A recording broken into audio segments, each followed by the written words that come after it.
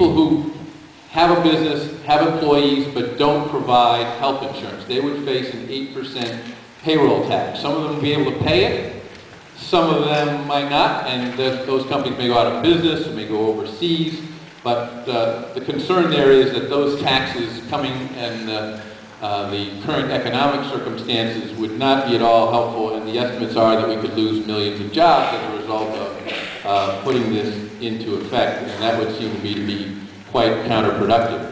In addition, the likelihood is that if you can provide health insurance with an 8% tax being paid, instead of providing the private health insurance that you're doing now, in other words, drop your private coverage of your employees and simply let them go over onto this government insurance option, that many businesses may find that 8% is less than the amount that they're paying as a percentage of their overall employment or labor costs of their business, and that therefore many people, I've seen two studies, one says 100 million people, another 120 million people may lose their private health insurance because of the idea of having a government-run plan compete with the private health insurance.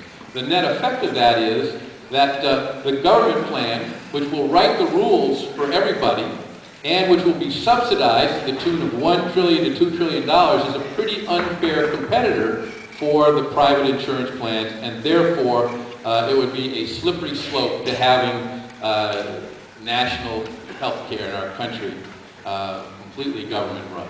And that's why I oppose the bill that has passed out of 3 different committees in the Congress. They're different versions of the same bill. They'll have to be combined into one big bill. It'll be over 1,000 pages long, and it is, in my opinion, massive amounts of new government interference in people's personal lives that have drawn so many people out to town meetings all across the country, all during this month of August about this.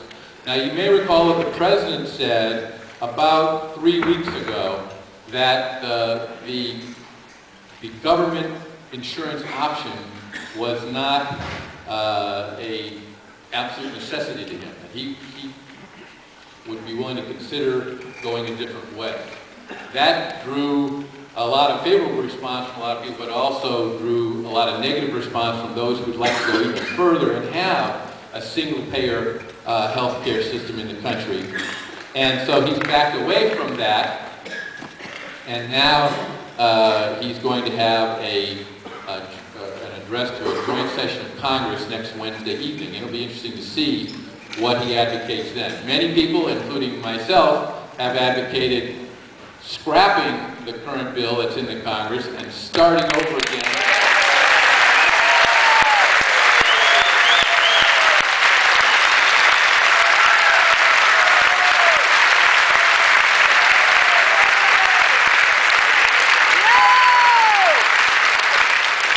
There's actually one effort being made in that regard. There's one committee in the Senate Finance Committee, chaired by a Democrat named Max Baucus, who has been working with 3 Democrats and 3 Republicans to try to come up with a bipartisan plan that does not include the government insurance option.